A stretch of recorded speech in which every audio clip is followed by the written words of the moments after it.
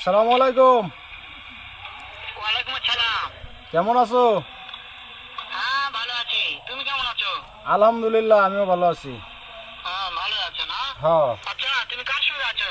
আমি তো আছি, বাবু ভাই আছে আমার সঙ্গে। ওই মাদার চোরের সঙ্গে?